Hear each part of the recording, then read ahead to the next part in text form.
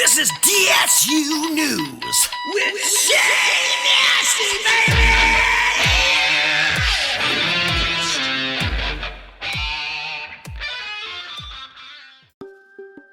Good Lord, oh Lord, dude.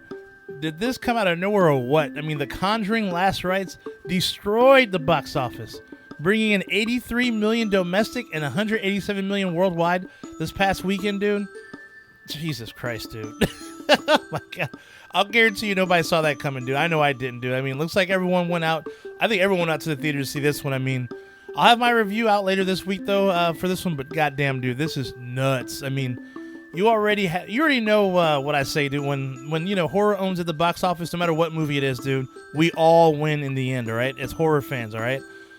I remember this movie being like projected, believed to make only 40 plus million over this past weekend, and obviously it obliterated that number. And even though this is supposed to be the last movie, for a while supposedly, you already know Warner Brothers is looking at this and like capitalize. They want to capitalize big time on this success. So I wouldn't be too surprised if they announce more to come at some point.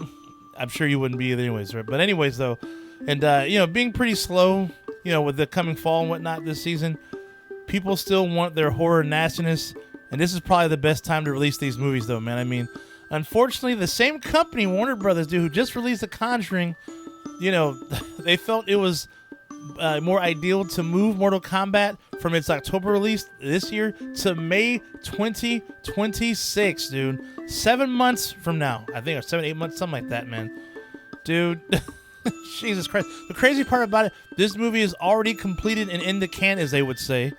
And I guess supposedly the studio thinks that they would make a bigger splash, months from now in May than they would do now. But I think this is possibly gonna kind of kill the buzz, dude. That the trailers had fans freaking out, dude. I mean, fanfare was going nuts over this fucking movie. So I mean, I don't know. I mean, I guess time will come though. But I don't know what they're gonna do when it comes to a trailer though. I mean, all I know is this: they better put out a badass trailer, dude, to wake us back up, dude. Because damn, dude, May, the summer's always kind of busy though. So I don't know if this movie's gonna hold up though that well and that long though. People might forget. So anyhow, we'll see what happens though. But back to The Conjuring though.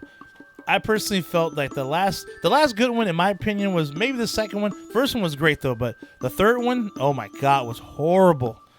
But who cares what I think though, right? I mean, because majority said, hey, Shay Nasty, we like it, so shut your ass up. It's just so crazy though that these numbers are just wild, dude. Damn. But I also feel that this series has played it pretty smart. Specifically The Conjuring though, man, because the numbers actually show it though.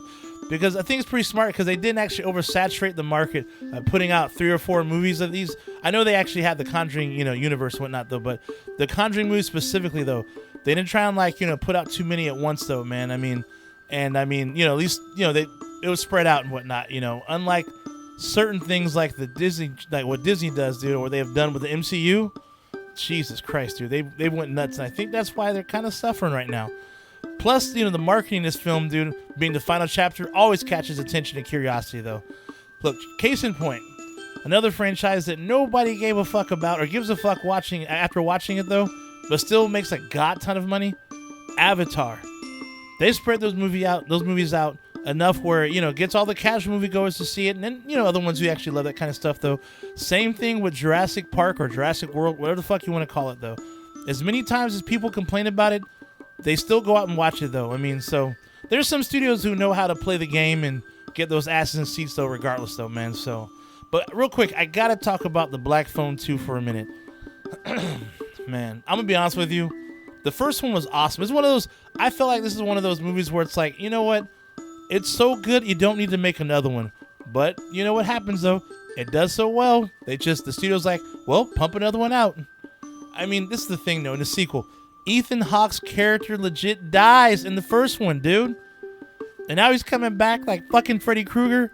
And that damn tagline they have for this one, man, dead is only a word.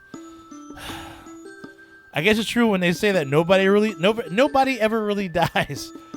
But this movie is starting to kind of feel like literally feel like Nightmare on Elm Street ripoff though. Like it's starting to feel like a Nightmare on Elm Street ripoff though. Seriously, I mean, like, just check out the newest trailer though, and you'll see what I mean though. I mean, a straight up rip off though. I mean, like, from Jesus Christ, dude. I'm not gonna lie. Of course, I'm still gonna go see it though, but I mean, look, I hope they prove me wrong. And it's actually really good. I've been proven wrong plenty of times though, but like I said, I hope it doesn't feel like a Freddy movie throughout because that'll piss me off, dude. And I will be mad, and I'll be a rant, dude, for sure on that shit. But anyways, though, end of round on that one though. But hey, that's all for the day. Stay nasty, my friends. I got some reviews coming up though. Anyhow, though, I'll see you at the next one. Shay Nasty out. I'll see you soon. Like and subscribe.